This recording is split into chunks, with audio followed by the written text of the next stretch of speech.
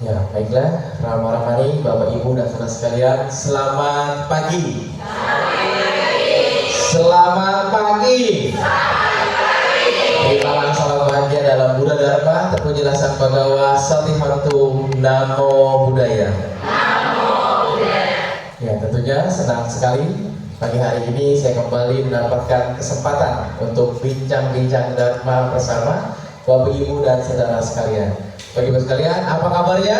Luar biasa. Hari ini nggak ikut demo ya? Udah ada demo ya? Ada demo masak nanti ya. Ya baik Bapak Ibu sekalian, di pagi yang berbahagia ini kita akan bincang-bincang Dhamma. Untuk itu mari kita persiapkan batin dan jasmani kita dengan kondisi yang rileks, dengan batin yang gembira agar mendapatkan hasil yang baik setelah sesi bincang Dhamma pagi hari ini. Mari kita bersikap anjali.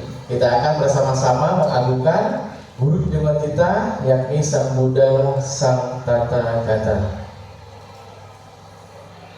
Namo tassa bhagavato arahato sama sambuddhassa. Namo tassa bhagavato arahato sama sambuddhassa. Namo tassa bhagavato arahato sama sambuddhassa. Kalena dhamma sawana kalena dhamma sakaca etamangala mutamang. Mendengarkan dhamma dan membahas dhamma pada saat yang sesuai, itulah berkah utama. Baik Ibu sekalian, pertama-tama tentunya karena sudah cukup lama nggak sharing di sini ya, kembali izinkanlah saya untuk memperkenalkan diri. Tak kenal maka tak dekat ya, jangan sayang-sayangan. Ibu sekalian, perkenalkan, nama saya adalah Ko Eril Kantabiro. Saya adalah seorang businessman di bidang handphone, gadget dan juga di otomotif, dan juga masih aktif sebagai penyuluh agama Buddha honorer di Kementerian Agama Provinsi Banten. Dan saya pun ya, tapi ini masih beda menduga, dan ini kontak namanya saya ya, yang ingin simpan silakan.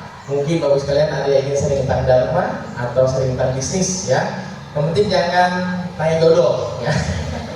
Ya kalau mau beli motor listrik boleh ya. Dan saya telah memiliki 2 orang putra dan 1 orang istri. Saya ulangi ya, 2 orang putra 1 orang istri. Tolong jangan dibalik yang ini ya. Apa kalau dibalik? Apa? Kan jangan dibalik. Sehari ini baru isi di belakang. Nah ini waktu itu ya anak-anak saya ikut program Pabuya Samanera dari kecil sampai remaja ya, bersama anaknya ini juga yang kemarin ya ikut ya. Nah dari kecil sampai remaja, adiknya sampai ikut tuh, ya ikut-ikutan ya. Nah tahun ini pun dia sudah daftar lagi di Gunung Sidur, tapi tahun ini kayaknya nggak ikut ya karena Bante ada ajak ke India dan Mayatra, seperti itu biar makin kokoh keyakinannya. Nah, Bapak sekalian yang punya anak, putra-putrinya boleh diarahkan untuk melatih juga spiritual. Nanti kalau sudah nyoba, pasti dia ketagihan, pasti dia mulai. Daripada main handphone, main game di rumah kan, nonton medsos kan, skip video, lebih baik melatih spiritual seperti itu. Ya coba aja. Kalau mau betah, biarin ya. Nanti lama-lama dia adaptasi sendiri seperti itu. Itulah Bapak sekalian tentang profil singkat tentang diri saya. Dan pada kesempatan pagi yang begini kita akan bincang-bincang Dhamma dengan tema yang menarik untuk kita bahas bersama. Itu tentang cara memperoleh keberuntungan. Hari kita bahas bagaimana ya dapat memperoleh keberuntungan, kebahagiaan sesuai yang Sang Buddha ajarkan. Bapak Ibu dan saudara sekalian, tentunya memiliki kehidupan yang baik, selalu beruntung, damai dan bahagia adalah harapan dari kita semua. Tetapi pada kenyataannya, untuk memperoleh itu semua tentunya tidaklah semudah yang kita bayangkan, tidak semudah yang kita pikirkan. Diperlukan yang namanya pengetahuan secara Dhamma dan juga praktek Dhamma pada kehidupan sehari-hari. Lalu seperti apa caranya? Mari kita bahas pada bincang-bincang Dhamma pagi hari ini.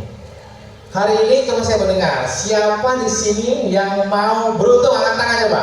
Yang mau beruntung angkat tangan? Yang mau beruntung aja mau aja, kalau nggak pikir yang mau aja. ternyata semua mau beruntung, ya. Kalau saya pribadi nggak mau beruntung. Kenapa? Punya tangan nggak lengkap, punya kaki nggak lengkap, ya. Itu beruntung, ya. Yang saya mau adalah beruntung. Ya, beruntung itu apapun yang kita harapkan dapat tercapai. Dan kabar gembiranya, pagi hari ini pun saya akan mau tahu juga dari yang hadir di sini, jutaan umat, siapakah nantinya akan beruntung dapat dapat HP. Hadiah pertanyaan, ya. Nanti pada sesi hari nanti akan saya tanya siapakah di sini yang paling beruntung seperti itu, ya. Ingat, beruntung bukan beruntung, ya. Ya, bos sekalian, sebagai manusia kita tentunya selalu mengharapkan keberuntungan. Semua yang kita inginkan dapat tercapai. Tapi bisa nggak? Sulit, bos sekalian. Nah, kita perlu belajar dharma agar dapat mengkondisikan itu dapat kita raih. Ya, kita biasanya apa? Mau ini, mau itu, ya kan? Seperti itu. Bisa nggak kira-kira? Kita mau ini ada, mau itu ada. Bisa nggak, bos sekalian? Bisa nggak coba sekarang?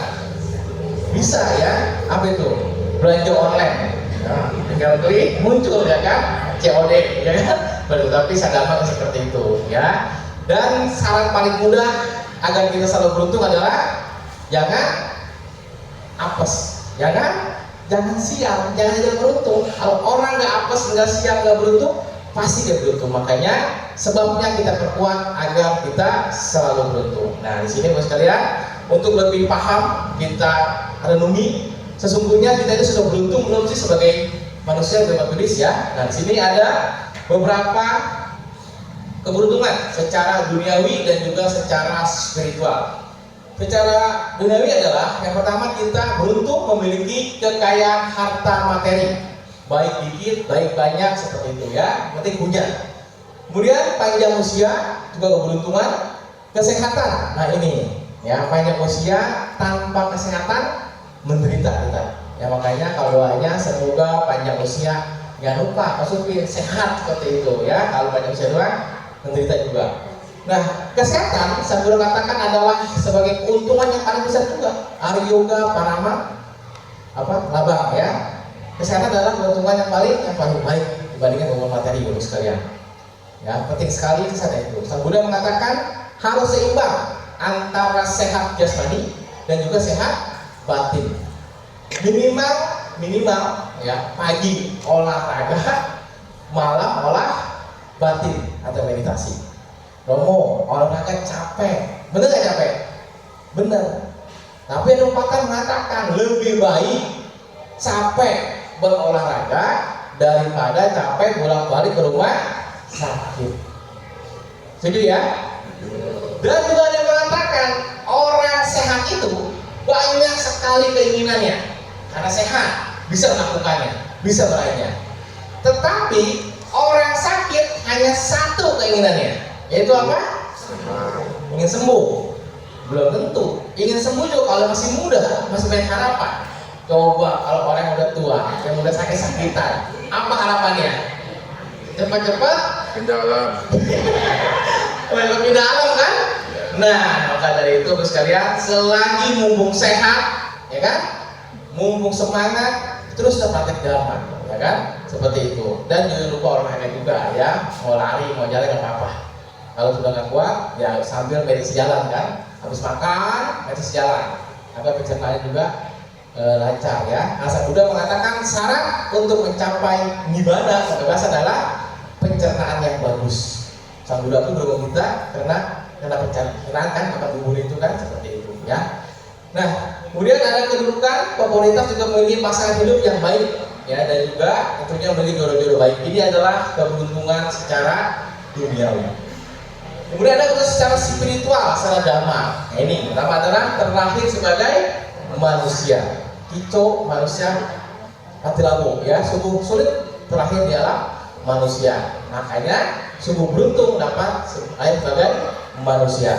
Yang kedua, berjodoh dengan ajaran Buddha Dharma, ya, Kincang Sadama Sawana. Ini yang sangat-sangat sulit lagi, Bapak sekalian. Ya, di kita berapa juta penduduk Indonesia, hanya beberapa aja, ya, yang bisa berjodoh dengan ajaran Buddha Dharma. kita sangat-sangat beruntung sekali Bapak sekalian. Karena kita tahu damai, tahu cara hidup damai, bahagia, dan juga selalu beruntung. Yang ketiga adalah munculnya seorang Buddha. Wah, ini lebih beruntung lagi. Kalau dikatakan munculnya seorang Buddha adalah sebagai sebab kebahagiaan. Ya, kalau Buddha nggak memberikan dhamma kemana ke Asada kan, nggak mungkin kita tahu ajarannya, nggak mungkin kita tahu moralitas. Ya, paling saling nyakit, saling bunuh Bapak sekalian. Nah, inilah 3 hal yang sangat beruntung secara spiritual. Nah, kemudian kita pun renungkan juga, sebenarnya kita sudah beruntung belum sih? Ya, selama dikatakan ada 3 tipe manusia. Ya. Dalam Anggutta Nikaya 3/9 dalam Anda Sutta Bapak sekalian, Sang Buddha mengatakan terdapat 3 jenis manusia di dunia ini. Yang pertama adalah orang buta atau ado, yaitu tidak memiliki mata duniawi dan juga mata dhamma. Orang ini secara duniawi tidak tahu cara untuk memperoleh kekayaan, nggak tahu kerja, dagang, bisnis, dan juga batinnya nggak tahu cara berbuat baik, nggak bisa membedakan baik dan buruk, hal-hal yang bermanfaat dan mulia. Ini orang yang paling parah pokoknya ya. Yang kedua adalah orang yang bermata satu, eka caku, ya. Memiliki mata duniawi dan juga tapi tidak memiliki mata dhamma. Tahu cara memperoleh kekayaan, kaya raya sekali, tapi dengan cara yang tidak baik. Dia menipu, dia berbuat curang, ya kan? Ngakalin orang, ucapannya bohong, seperti itu. Nah, bagaikan orang yang hanya punya mata satu. Kira-kira kita punya mata satu enak apa nggak enak? Nggak enak ya? Gitu, miring sebelah nanti gini ya, seperti itu. Makanya saya katakan ada orang yang memiliki kualitas batin yang luhur nih, orang yang bermata dua atau dwi caku, ya, memiliki mata duniawi dan juga mata dhamma sekalian. Mata bacanya baik dan juga tahu hal yang bermanfaat, yaitu orang yang memperoleh kekayaan yang belum diperoleh dan meningkatkan kekayaan yang telah diperoleh, ya, dikembangkan sama dia, dan mengetahui hal-hal baik, bermanfaat, mulia, dan setelah kematian dia pergi ke alam bahagia Bapak sekalian. Inilah manusia yang terbaik. Coba kita renungkan nih. Tadi pertama kita sudah beruntung ya, baik dalam manusia, kenal ajaran dhamma, ya kan, dan juga memiliki sehat sekarang kan, sehat juga, punya harta, benar nggak? Kemudian juga memiliki 2 mata Bapak sekalian. Kira-kira sudah merasa beruntung belum? Sudah ya. Nah, kalau sudah, batin kita sudah menerima nih konsep pembuatan dhamma pagi hari ini. Kita akan lebih mendalamnya. Kalau Bapak Ibu sekalian belum merasa beruntung, sulit untuk memahami materi selanjutnya. Ya, kalau kita sudah beruntung berarti kita sudah tahu cara kita mengembangkan, tahu cara kita berterima kasih, tahu batin kita turut berbahagia sama orang lain. Nah, di sini Bapak sekalian ada cara mengkondisikan karma baik kita agar berbuah, ya. Bapak sekalian, sebagai umat Buddhis, tentunya kita semua sangat-sangat meyakini apa itu hukum karma. Hukum karma adalah sebagai konsep ketuhanan di dalam agama Buddha, Bapak sekalian. Ya, jadi apapun yang kita tanam pasti itu yang kita akan tuai. Menanam keburukan akan mendapatkan penderitaan, menanam kebaikan akan mendapatkan kebahagiaan. Di sini masih ada nggak orang yang masih minta-minta ya Bapak sekalian? Masih nggak? Masih ada nggak orang yang minta-minta, mohon-mohon? Masih nggak? Berarti belum kuat keyakinannya kepada tira tanah. Benar ya? Orang yang sudah yakin dengan tira tanah, apapun yang tanam pasti akan berdampak untuk diri sendiri. Ya, dia berdana sudah pasti kaya raya. Itu betul materi kan? Nggak usah kita minta dia kaya raya, pasti kaya raya Bapak sekalian. Karena hukum alam. Ya, sebagai contoh seperti ini. Contohnya saya umat Buddhis yang baru berwihara. Contoh doang Bapak ya, atau urus KTP ya. Saya berdoa nih, memohon, meminta-minta ya. Saya mohon, saya minta semoga besok matahari terbit dari sebelah timur. Kira-kira saya bodoh nggak? Bodoh. Pasti terbitnya dari timur. Pasti terbit. Yang kedua nih, semoga sore nanti matahari terbenam di barat, siang terang, malam gelap. Kira-kira saya gimana? Terkesan bodoh ya? Pasti kita berani barang. Pasti. Malam gelap nggak? Siang juga terang. Benar nggak? Nah itu adalah hukum alam. Harus yakin dengan hukum alam. Romo, kalau kita minta-minta boleh nggak? Ya boleh-boleh aja. Boleh-boleh aja. Tapi buahnya tidak semanis yang kita dapatkan. Ya sebagai contoh, kita nanam pohon jambu air, apa jambu air? Kita mohon, kita harapkan biar berbuah. Benar ya berbuah, tapi hanya 50% yang bisa kita makan, yang manis. 50% lagi dimakan ulang, dimakan gantung jambu yang buah itu kan. Nah sayang sekali bos sekalian. Jadi kalau kita berdana materi, jangan harapkan kita kaya raya. Sudah pasti kaya raya, karena hanya efek samping dari berdana. Yang paling penting adalah melepas keserakahan kita, melawan kekikiran kita, itu esensi dari dharma. Oke, jelas ya? Nah kemudian di sini ada perumpamaan yang menarik tentang hukum karma itu sekalian. Ya, cara mengkondisikan karma baik. Nanti ada pertanyaan nih, siap-siap ya. Bapak sekalian, Buddha mengatakan kita terlahir sudah tanpa awal, mati hidup sudah tanpa awal, tanpa hitung, jutaan sampai triliunan kali. Setuju ya? Nah berarti sudah banyak sekali karma baik dan karma buruk yang kita lakukan sepanjang kehidupan lampau sampai sekarang. Setuju kan? Nah anggap saja di sebelah tangan kiri saya ini ada tong yang isinya karma buruk seperti gambar ini. Isinya karma buruk sebelah kiri ini. Sebelah kanan saya ada juga tong isinya karma baik dan ada kerannya. Ya. Kalau saya kondisikan karma buruk berbuah, saya bergaul dengan orang yang mabuk, bermoral, ya kan, suka judi, otomatis saya akan buka kerannya karma buruk ini. Berbuahlah penderitaan. Kalau saya buka kerannya karma baik, saya harus bergaul dengannya orang-orang baik, ya kan, punya pengetahuan, saya buka kerannya baik. Ini tergantung kita, teman sekalian, yang mengkondisikan, yang membuka mau keran mana kita buka, teman sekalian. Ya. Kemudian ada benih dan juga ada gambar yang positif, teman sekalian. Nah, umpamanya nih, kalau saya punya benih yang unggul, benih yang baik, saya tanam dan yang subur, kira-kira benih saya dapat tumbuh berkembang nggak, teman sekalian? Tumbuh berbuah nggak? Hah? Tumbuh. Belum tentu. Ya, yang namanya benih butuh apa? Nah, butuh air dan pupuk. Ya, kalau saya punya benih, ada yang subur, saya kasih air dan pupuk, kira-kira dapat tumbuh berbuah nggak di tempat sekarang? Dapat nggak? Belum tentu. Bisa saja di kehidupan yang akan datang dia berbuah karena itu. Enggak selalu, terus sekalian. Nah, pertanyaannya gimana caranya agar benih saya di tanah yang subur, kasih pupuk, kasih air, dia dapat tumbuh, berkembang dan berbuah. Kira-kira butuh apa, terus sekalian? Perawatan, bukan? Dia butuh apa? Tadi udah pupuk air kan? Butuh apa kira-kira? Biar dia bisa tumbuh, berkembang dan berbuah. Butuh apa? Dijaga. Hah?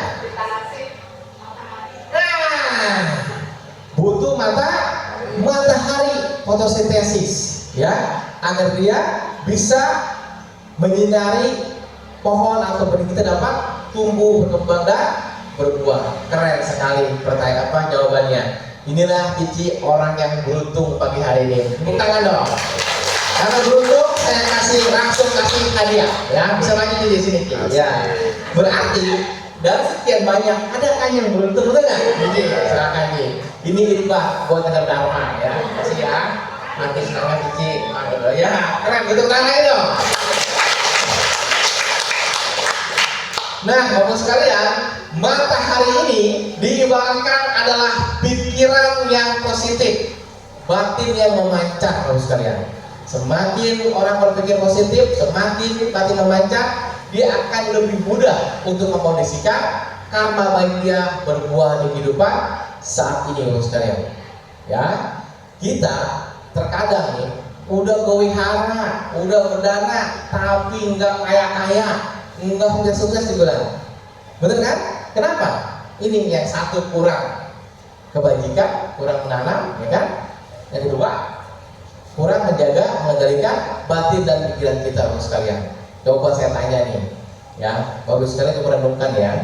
Dari bangun tidur sampai saat ini, ya, sudah berapa kali pikiran kita muncul, nggak suka, nggak nyaman, komplain, kadang marah sama anak, sama istri? Muncul nggak dalam pikiran tadi pagi sampai sekarang? Muncul kan? Kemudian datang ke wihara, berbuat baik benar, baca parita, meditasi, tinggal dharma, beberapa kali doang kan? Setelah pulang dari wihara, pulang ke rumah, muncul lagi tuh pikiran negatif, marah, kesel, jengkel, apa yang kita harapkan gak tercapai, anak bandel, bener nggak? Gimana bisa menyuburkan karma baik kita berbuat? Berbuat baiknya ke wihara cuma 1-2 kali, ya kan? Pikiran kita satu hari itu sudah ribuan jutaan kali tetap itu berpikir yang negatif, bagus sekalian. Nah, coba bayangkan, ya. Jadi mataharinya mendung, ya. Kalau mendung berarti berdirinya lama berbuahnya, benar kan? Benar kan? Nah, seperti itu bagus sekalian. Jadi harus sering berbuat kebajikan dan melatih pikiran dan batin kita, bagus sekalian. Nah, sang Buddhaka sudah katakan, yang menciptakan kita adalah cita atau pikiran kita sendiri. Jadi cipta itu dari bahasa cita, ya, cipta yang menciptakan kita adalah pikiran kita sendiri, bos sekalian. Kalau pikirannya positif, kadang-kadang apa yang kita harapkan dapat tercapai. Kadang-kadang nih, karena kita diliputi kotoran batin, nggak sadar. Ya, coba bos sekalian. Kalau sering berbuat kebajikan, pikirannya positif, terkadang kita mikir nih, nanti malam mau makan nasi goreng kayak enak nih, bener nggak? Tiba-tiba kesampaian, bapak saudara sadar nggak? Ya kan? Kadang-kadang mau lihat motor ini bagus, benar. Nanti dia punya motor itu, punya mobil, benar. Punya rumah, punya ruko, benar. Ya itu adalah dari pikiran kita. Tapi syaratnya kebaikan harus sudah banyak, sudah penuh. Sama seperti Borobudur Buddha kan? Kalau paraminya belum penuh, nggak mungkin dia mencapai kebuddhaan. Karena sudah banyak, sudah penuh kebajikannya, apapun yang diharapkan dapat tercapai dan terkabul. Jadi ibu sekalian, dari sekarang sering-seringlah bermimpi, sering-seringlah menghayal, ya. Karena dari situlah awalnya kita akan mencapai apa yang kita harapkan. 2 tahun lalu saya ingat ibu sekalian, saya main ke pasar lama, ya. Pasar lama yang lewat ke pasar anyar itu, saya lihat ada namanya showroom sepeda listrik, motor listrik warna merah Twin Fly. Saya pikir nih, wah kayaknya saya sih di handphone bukan bosan, maksudnya kayaknya kalau punya showroom ini bagus juga, lagi ramai sekarang kan. Bener kan, muncul dalam pikiran nih, berhayal, bermimpi kan. Nah, gak lama kemudian datang orang jumbo ke toko, ya, bikin kerjasama MOU kan. Bayangkan bos kalian tuh, ya kan, saya ikuti. Orang-orang kan takut kan, nanti gimana rusaknya, aftersave-nya, pelayanannya. Saya bilang jualan dulu, setelah jualan nanti kita pikirkan. Benar bos kalian, berkah itu muncul, keberuntungan itu muncul. Ya, jadi 2 tahun dulu sampai sekarang saya sudah bersyukur sudah punya lebih 12 showroom motor sepeda listrik bos kalian. Bayangkan tuh, hanya bermimpi aja, berhayal aja bisa kesampaian. Ya, jadi harus bisa bermimpi. Kalau semakin dipikirkan, semakin dia nyata. Tapi ingat, harus punya bahan bakarnya itu kebajikan. Itulah bos kalian, cara kita memondisikan karma baik kita berbuah. Ya, apalagi bapak sekalian, jalan kemana, ngelihat buah mangga, berpikir, wah kayaknya mangga ini enak. Benar, kalau dia jauh ke depan kita, wah itu sudah penuh sekali kebajikannya, punya kekuatan sekali pikirannya. Seperti itu. Ya, jadi kita boleh nanti merenungkan, ya. Jangan sekalian juga bos sekalian, punya kekuatan itu. Oke? Nah, kemudian bos sekalian, di sini ada kisah daripada zaman Buddha. Ada orang yang sangat beruntung sekali bos sekalian, sampai beberapa kali ingin dibunuh, tetap saja nggak terbunuh, malah semakin beruntung.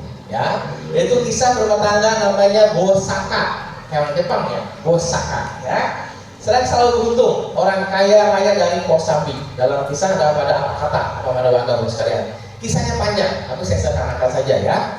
Nah dulu sebelum lahir dari Bosaka, ya, berumah tangga ini lahir sebagai kepala keluarga juga, punya anak, punya istri, tapi peceklik, kelaparan. Dia merantau ke namanya daerah Kosambi. bukan Kosambi kampung aja, ini bukan ya, ini Kosambi di India loh sekalian ya. Nah kemudian pada saat perjalanan dia kelaparan, punya anak, anaknya sempat mau dia buang, diomelin dengan istrinya kan, harus tetap dibawa. Nah kemudian dia ketemu dengan pengembala yang kaya raya, banyak sekali sapinya, dan pengembala ini punya guru spiritual yaitu Paceka Buddha. Nah, ini menariknya ya. Nah kemudian pas saat dikasih makan bubur, makan minum susu seperti itu ya, dia melihat ada seekor anjing betina gemuk sekali, makanya enak sekali gabung sekalian. Berpikir nih si pemuda ini, wah kalau lahir seperti anjing enak, dibilang gak usah cari makan, dia kan kasih makan. Nah kemudian tinggal cerita dia makanlah tuh bubur susu kan. Karena serakah kebanyakan lama nggak makan, akhirnya perutnya bermasalah dan meninggal pada saat itu. Nah, praktis Sandiminyana penyambung dan kembalinya langsung ke kata-kata terakhir, enak terakhir sebagai anjing. Betul, terjawablah cita-citanya. Dia meninggal langsung masuk ke rahim anjing ini, anjing betina ini. Singkat cerita, lahirlah dia sebagai anjing. Nah ini yang menarik sekalian ya, dari anjing dan melayani Paceka Buddha.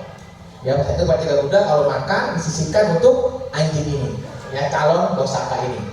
Karena kemelekatan, tahu berterima kasih, dia jaga Paceka Buddha ini. Pindah patah, pahutan, ada binatang buah, digomong-gomong seperti itu kan, dilindungilah Paceka Buddha ini. Singkat cerita, Paceka Buddha ini karena sudah akhir wasa, dia ganti jubah kan.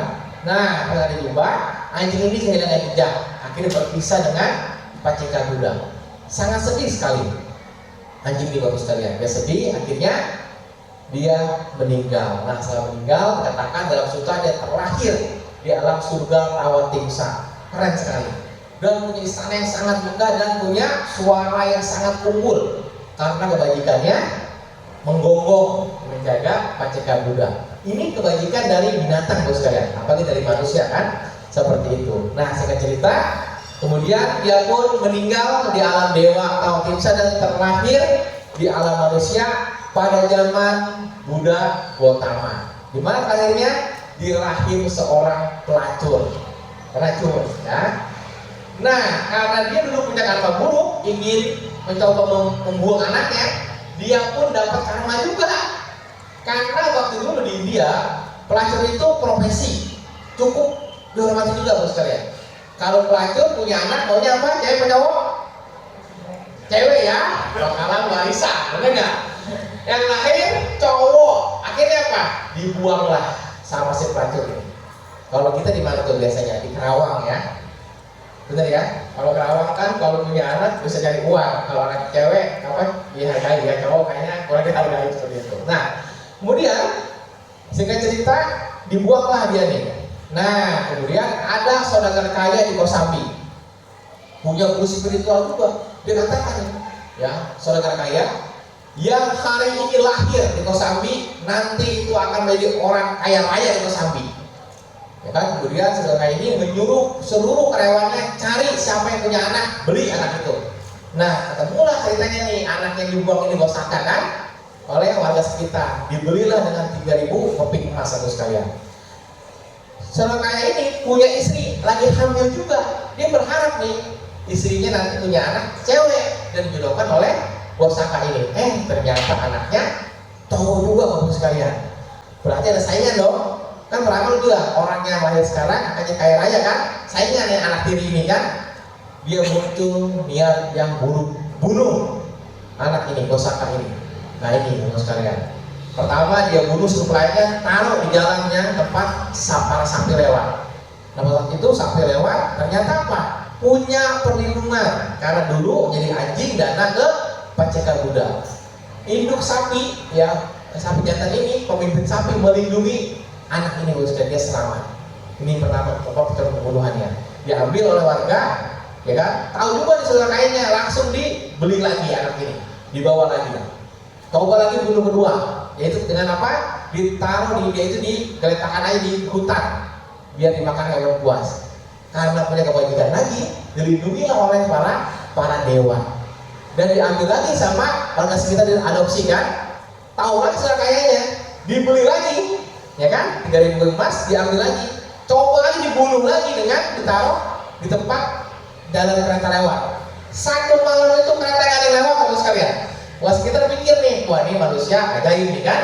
Diambil adopsi, tahu lagi yang suka kaya, dibeli lagi, diambil lagi. Ya, dia bilang udah pusing nih, berbagai cara kan. Ini orang beruntung banget kan, nggak mati-mati Bapak sekalian. Pelayan, kamu buanglah dia ke jurang. Benar, dibuang ke jurang sama pelayannya. Dibuang ke jurang, akhirnya apa? Bosaka ini nyangkut di pepohonan, di batang pohon kan. Diambil oleh sekitar, diadopsi lagi kan. Tahu lagi nggak kayak ini, diambil lagi Bapak sekalian. Diambil lagi. Sudah lambat laut kan menjadi remaja kan, dewasa kan. Nah, kemudian dia ke sahabatnya, tukang tembikar, tukang bikin kendi kan. Dia bilang, Pak, anak saya orang gak baik, jahat sekali, bunuh dia. Setelah sampai sini, kamu cincang, kamu bunuh, kamu bakar dari tembikar. Siap Pak, dia bilang. Ya udah, dia pulang ke soal kayak ini. Dia katakan nih, Bosaka, kamu ke tukang tembikar, kamu beli tembikar. Baik, ada kan dijebak ceritanya kan. Ya udah, dia jalan, nah anak berbakti kan nurut kan orang tuanya, orang tua angkat. Nah, pas perjalanan ketemulah sama si adik tirinya kan, anak yang kayak ini kan. Tanya, kakak mau kemana? Saya mau ke tempat tembikar, dia bilang. Gak usah kak, biar saya aja, dia bilang. Saya kalah main judi nih, kakak tolong main judi, ambil lagi harta saya. Dia main judi, beruntung menang banyak Bapak sekalian. Kan Bosaka, orang paling beruntung kan, nggak pernah terkalahkan. Nah, adiknya ini ke tempat tembikar, langsung dipegang, ditangkap, disembelih, dipotong-potong, dibakar Bapak sekalian. Di tembikar itu kan, ada tembikar. Si Bosaka khawatir sama adiknya, kenapa nggak pulang-pulang? Ya kan, jadi akhirnya pulang, waktu malam-malam, ayah tirinya kaget, oh kamu pulang lagi kan? Kemana adikmu? Adik ke tempat tempat tembikar. Dia maksa untuk kesana Pak. Nah, so kayak ini buat dirinya kaget setengah mati kan? Dia langsung bergegas ke toko tembikar berharap masih hidup anak kandung dia. Nah, setelah sampai ketemu dengan orang pembuat tembikar ini. Dia mengatakan, tenang Pak, semua sudah beres, sudah saya tebas, saya cincang, saya bakar anak itu Pak. Wah, akhirnya si Bokay ini sedih ya, mulailah kena mental, kena batin dia, sangat sedih sekali karena kehilangan anak kandungnya. Nah, singkat cerita Bapak sekalian, nggak habis akal nih, semakin benci kan dia sama si Bosaka ini kan. Dia suruh lagi sahabatnya ini di lain kota nih, ya kan, lain kota bikin surat. Ya, kawanku, setelah anak saya ini yang kurang ajar jahat, tolong kamu langsung bunuh. Ya, seperti itu. Suruhlah dia ke kota itu. Tapi syaratnya apa? Jangan dibuka surat itu kan. Dia pergilah anak berbakti kan. Nah, sampai kota itu, dia ketemu wanita cantik, wanita muda yang dulunya adalah mantan istrinya di kehidupan lampau. Adalah perasaan suka kan. Ditanya, kakak mau kemana? Saya mau ke rumah saudagar ini. Oh, itu orang tua saya. Untuk apa? Untuk kasih surat ini. Diambillah, dibacakan. Dia kaget. Sungguh jahat ayahnya. Dia gantilah kata-katanya. Ya, sahabat baikku, kamu nikahkanlah putraku ini. Ya kan? Dengan pesta yang sangat meriah. Ya kan? 7 hari 7 malam dia bilang. Dibacalah sama papanya. Benar. Dia dipestakan, jadi mantu Bapak sekalian. Sungguh beruntung Bapak sekalian. Nah, kabarnya tambah sih orang kaya ini yang jahat ini, makin sakitnya dia, makin sakit, dia aneh kan, dibunuh nggak bisa semakin beruntung. Jadi orang kaya dong, punya mati orang kaya dia kan, nggak punya mati orang kaya kan, kemudian ayahnya jatuh sakit. Nah ini pas ayahnya ceritanya, karena sakit, bikin surat lagi suruh pulang kan, Bosaka kamu pulanglah dia, karena mau meninggal. Si istrinya nggak boleh, karena tahu ayahnya jahat kan, tapi karena udah mau meninggal, dia pulang dengan si Bosaka ini istrinya. Sampai rumah, si istrinya pura-pura baik, tahu sebenarnya jahat kan, pura-pura baik, dia nangis. Nah, kemudian pas meninggal ditanya sama si pemimpin pelayan, ya, saudagar kaya, nanti setelah kamu meninggal, harta kamu yang banyak ini untuk siapa? Nah, karena si saudagar kaya ini benci sama Bosaka, dia mau bilang, harta saya nggak boleh untuk Bosaka, seperti itu. Karena dia sakit, ya kan? Lidahnya keseripet Bapak sekalian. Semua harta saya untuk Bosaka. Akhirnya dia meninggal kayak itu. Jadi kalau orang beruntung tak pernah terkalahkan, pasti dia beruntung. Ya kan, akhirnya dia jadi orang kaya di Kosambi waktu itu. Ya itulah Bapak sekalian, cerita tentang bahwa siapa yang sangat beruntung. Kita harus merenungkan juga ya. Jadi hasil kebajikan itu sangat begitu kuat sekali. Ya, Romo, terus gimana kalau saya sudah punya usia umur udah 60-70 tahun, apa yang saya amati keberuntungan? Jangan mengecil hati Bapak sekalian. Saya kalau tanpa mama saya, orang tua saya ada kebajikan, nggak mungkin saya saat ini bisa seperti ini. Asal Buddha katakan kita itu ada namanya kama bandhu, kama yang berhubungan. Orang tua bisa saja mendukung anak cucunya bisa berhasil. Dulu ya waktu saya di rumah, mama saya undang para biku, saya nggak ngerti ini siapa orang botak ke rumah, bener nggak? Ternyata banteng. Gue belum tahu ya, bener nggak? Saya belum tahu ajaran Buddha itu seperti apa. Nah, karena kebajikan orang tua bisa mendukung, menyuburkan, membuat anaknya menjadi beruntung, cucunya menjadi beruntung sekalian. Anak-anak saya suka sebel, ada orang laki-laki yang sukses kayak raya, so-soan, seolah-olah dia yang bisa berhasil sukses. Belum tentu, bisa saja dari istrinya, bisa saja karena dari anaknya, jadi orang tuanya. Jadi ada namanya kama bandhu yang berhubungan yang saling mengkondisikan Bapak sekalian. Seperti itu, ya. Nah, kemudian Bapak sekalian kita lanjutkan.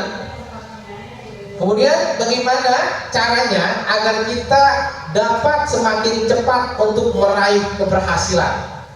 Perlu kendaraan nggak? Perlu, biar makin cepat, ya. Dari sini dalam Cakasuta, anggota yang kaya tentang roda keberuntungan. Sebudah mengatakan para biku ada 4 roda.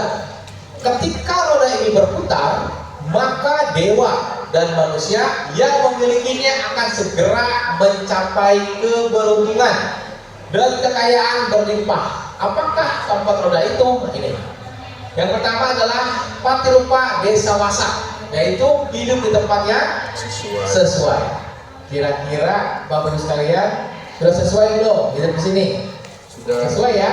Dekat ke wihara, modal yang juga bisa, kerja juga banyak pabrik kan, banyak kantor. Apa kita Gading Serpong, bener nggak? Jualan ini aja laku kan? Apa? Starling, laku kan? Tahu nggak Starling apa? Hah? Starling keliling kan? Laku nggak di Gading? Laku, makanya sesuai. Ya, orang zaman dulu bilang, Dek, kalau mau dagang, mau usaha, jangan yang banyak saingan. Nggak laku zaman sekarang, kalau di kuburan, bener nggak? Kalau bisa kita buka toko di tempat yang ramai, jadi sharing market, sharing pelanggan, ya kan? Seperti apa? Indomaret sama Alfamart, benar kan? Misway sama Momoyo contohnya. Apalagi Erapon sama Erepon, benar nggak? Berdampingan, ya jangan berusaha di tempat sepi, jangan tempat ramai yang tempel kalau perlu, seperti itu sekalian ya. Kemudian Sapolisa pas saya bersahabat dengan orang baik ini, dan orang baik. Kalau kita teman-temannya nggak baik, sulit untuk mendapatkan keberuntungan. Ada yang mengatakan kalau ada 3 orang pemabuk, kita berteman dengan dia, kita jadi orang keempat pemabuk. Kalau ada 3 orang penjudi, kita dengan dia kita jadi orang yang keempat kita penjudi. Apalagi perampok, kita jadi perampok. Itu yang buruk. Ada juga mengatakan kalau ada 3 orang yang pembisnis sukses, kita bergaul dengan dia, kita jadi orang yang keempat. Belum tentu, sekalian. Belum tentu. Apalagi kita nggak punya moralitas, nggak punya kebajikan, belum tentu. Kalau yang buruk sudah tentu dia akan terseret. Gitu sekalian. Bergaul orang baik ini atau orang buruk ini sangat pengaruh sekalian.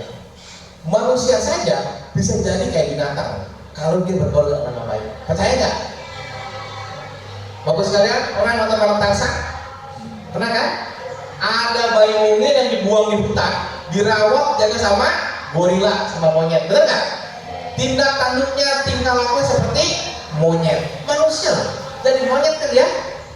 Nah, apalagi kita bergaul sama orang-orang buruk pasti berpengaruh.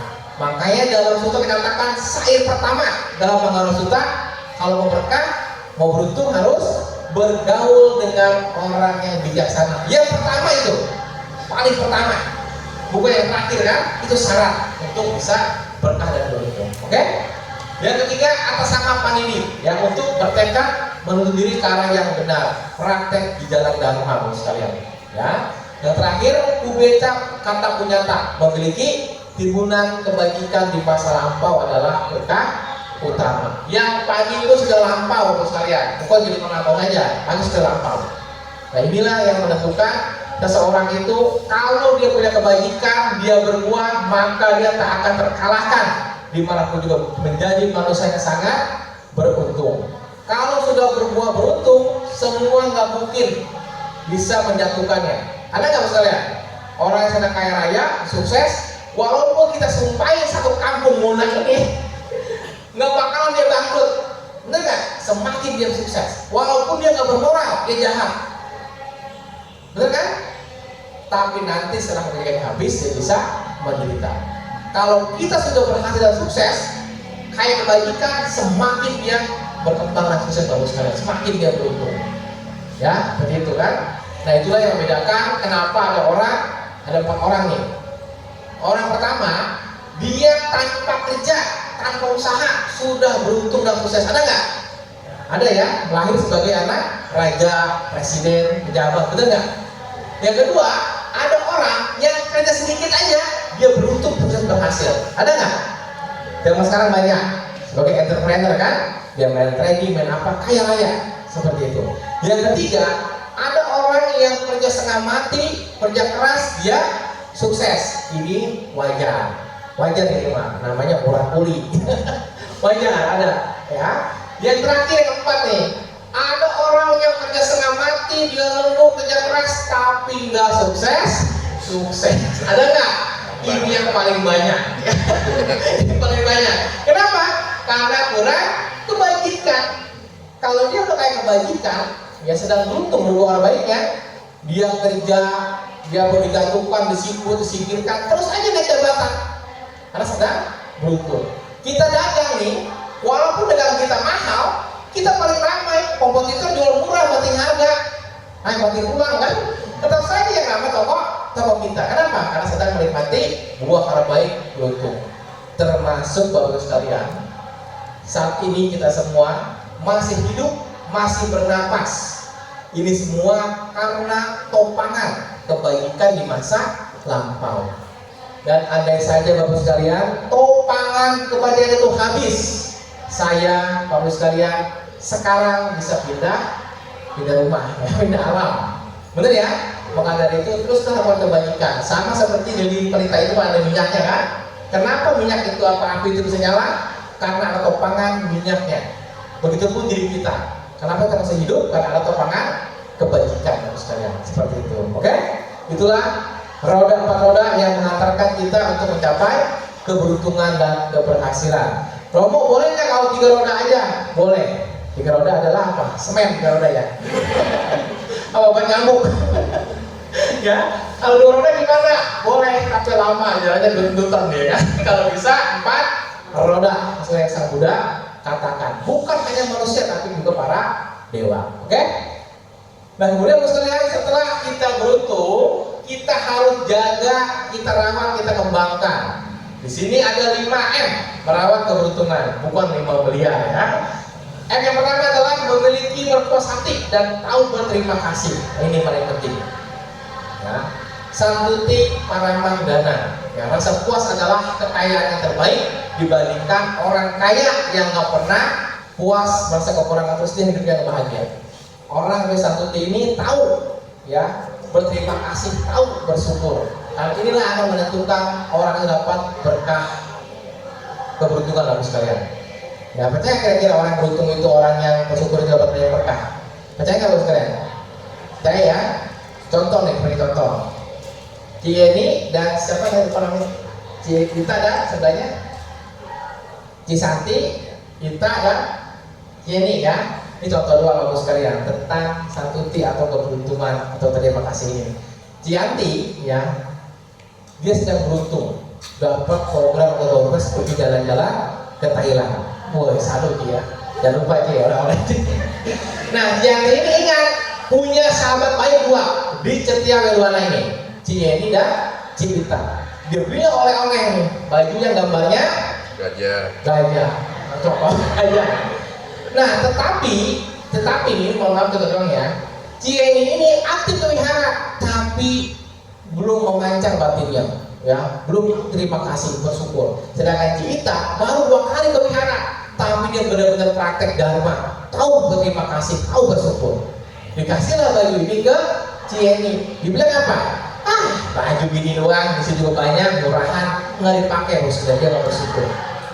Kemudian dikasih yang ke Cipita, dikasih sangat bersyukur sekali, terima kasih kan?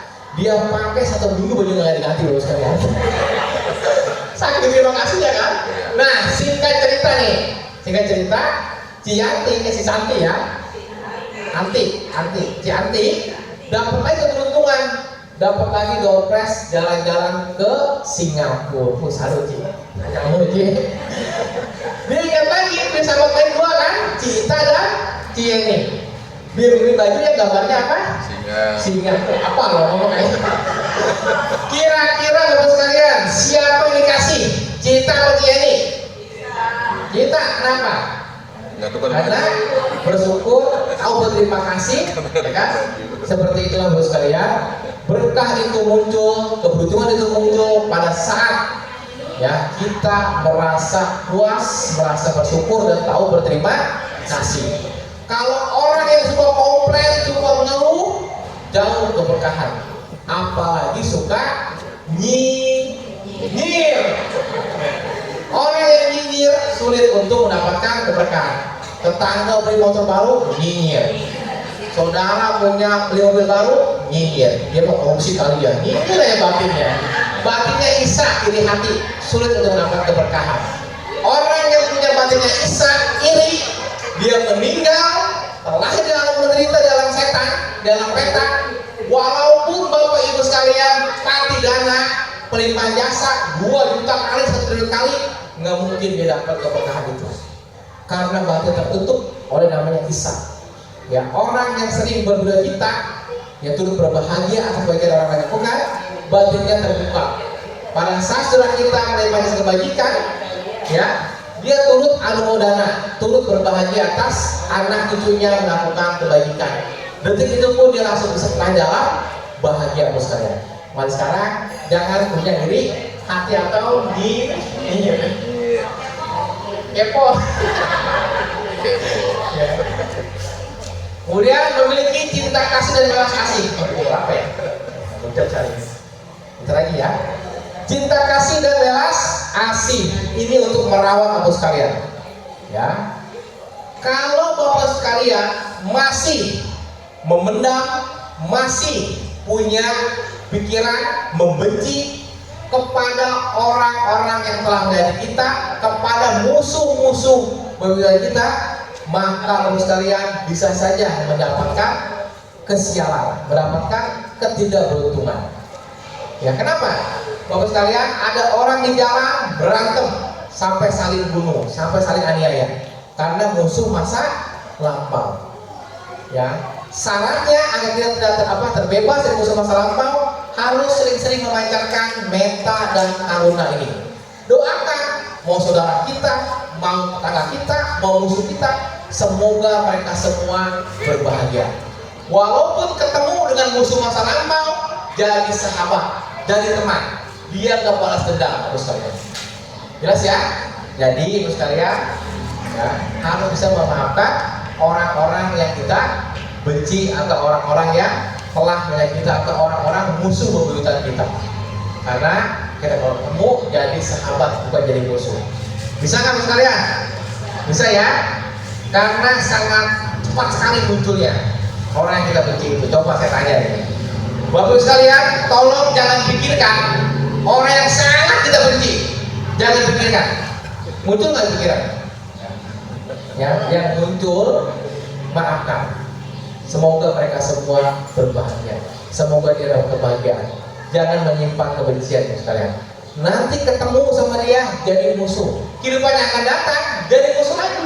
Seperti Dewa Data dan Pangeran Siddhartha. Betul kan? Ingin membunuh terus. Seperti itu sekalian ya. Nanti contohnya orang-orang yang mati sama kemarin. Seperti Ahok ya. Jadi musuh terus sekalian. Oke? Bisa ya? Mereka selalu beruntung. Yang ketiga, merawat moralitas. Wisasa Paramayanti. Ya, kepercayaan adalah saudara yang paling baik dibandingkan saudara sendiri yang kadang-kadang nggak percaya. Gitu ya. Jadi penting sekali moralitas ini. Saya bersyukur kali dapat dipercaya sama orang lain karena punya kepercayaan ini, karena moralitas ini. Ya, orang tunggu atau siapapun prinsipal ujuk-ujuk datang kita percaya support dana yang besar. Karena apa? Karena moralitas ini. Coba kalau kita saudara punya teman tukang tipu, tukang bohong, kira-kira betul percaya nggak untuk ngasih support usaha? Nggak percaya, karena tukang tipu nggak bermoral. Seperti itu ya, wisasa Paramayanti. Oke? Yang keempat, mengembangkan kebajikan. Yang penting sekali untuk tadi bahan bakar untuk meraih keberuntungan. Yang terakhir adalah mengembangkan batin dan pikiran sebagai matahari tadi. Nah, tadi Cici dan beruntung semua orang mengembangkan batinnya. Minimal malam meditasi 5 menit ya, minimal. Terus pun setengah jam ya. Romo meditasi susah, pegel, kesemutan, pikiran mengembara. Betul. Ya, gimana caranya agar kita dapat benar-benar fokus dengan meditasi, pikiran tidak mengembara? Ditekadkan. Tekadkan. Saya bertekad selama 5 menit ini pikiran saya hanya mengetahui napas masuk dan napas keluar. Pasti bisa. Ya kan? Ngomong 5 menit kelamaan, 2 menit. Ya kan? 2 menit bertekad. Semoga 2 menit ini terus mengamati napas saya. Bisa nggak? Bisa. 2 menit kelamaan. Dan meditasi. Akhirnya meditamo. Udah itu aja. Ya. Semakin kita mengembangkan batin, semakin berkah itu muncul. Ya. Orang di sebelah mengatakan orang yang mengejar akhirat dia akan mendapatkan duniawi. Di kita pun sama, orang yang mengejar spiritual berkah pun akan bermunculan, Bapak sekalian. Bermunculan, pasti bermunculan. Karena matahari ini tadi mematangkan karma baik kita di masa lampau, seperti itu sekalian. Ya, itu cara instan, cara cepatnya untuk mendapatkan keberuntungan. Oke?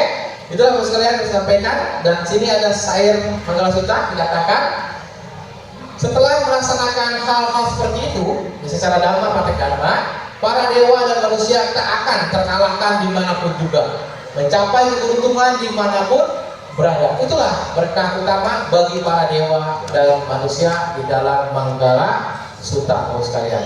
Ya, jadi kalau kita mau beruntung, senantiasa berbuat kebajikan, merawat moralitas, yang memiliki menta dan karuna, dan juga senantiasa mengembangkan batin dan pikiran kita sendiri agar mendapatkan segala keberuntungan berkah itu, Bapak sekalian. Dan tutup dengan sebuah cerita, Bapak sekalian. Jadi keberuntungan itu bukan hanya mendapatkan kekayaan, umur panjang, sehat dan lain sebagainya, tetapi bagaimana kualitas batin kita dapat melepas pada saat mendapatkan yang tidak kita inginkan. Akhirnya batin damai dan bahagia. Waktu itu ada seorang kakek tua. Kakek tua ini ingin pergi ke pasar. Pada saat di perjalanan, si kakek menemukan uang koin yang jelek, sudah bolong, jelek sekali, tapi antik. Dia bawalah ke toko barang antik. Akhirnya koin yang jelek bolong ini dihargai 500.000 rupiah alias gopeceng. Kira-kira saya senang nggak? Senang ya, karena duit jelek, bolong, tapi dapat gopeceng. Si kakek punya cita-cita, dia ingin beli lemari. Dia bawalah uang ini ke toko furniture. Dia beli lemari, toko furniture bilang free ongkir, tapi si kakek nggak mau. Saking senengnya, lemari itu langsung dia bawa, dia gendong sendiri sekalian. Nah, pada saat perjalanan pulang, ada seorang kaya raya lewat pakai mobil mewah. Dia melihat si kakek kan, seolah-olah kakek ini penjual lemari keliling, betul ya? Dia panggil lah, dan dia punya apa? Kasih kan? Dibelilah lemari ini 2 juta rupiah alias notiar. Makin beruntung kan? Nah, si kakek makin senang nggak? Makin senang. Saking senangnya, si kakek menghitung uang sambil berjalan. Cepet, ropek, sampai, sipe, gopek. Nah, tiba-tiba ya ada segerombolan orang yang nggak baik. Kemudian didekati, dia rampas, dia jambret uang si kakek. Orang sekitar langsung menghampiri, bertanya, kakek, apa yang mereka jambret, apa yang mereka rampas? Si kakek hanya mengangkat kedua tangannya, bukan apa-apa nak, itu hanya koin jelek yang sudah bolong. Seperti itu pula Bapak sekalian, apapun yang kita miliki nanti pasti kita akan tinggalkan. Nah, sejatinya kita lahir tidak membawa apa-apa, meninggal pun tidak membawa apa-apa. Apapun yang Bapak Ibu sekalian cari di dunia ini, nanti itulah yang akan Bapak Ibu sekalian lepaskan, tinggalkan. Dan apapun yang Bapak Ibu sekalian berikan bantu orang lain, nanti itulah yang akan dibawa dalam kehidupan selanjutnya. Terima kasih. Terpujilah sama Namo Buddhaya.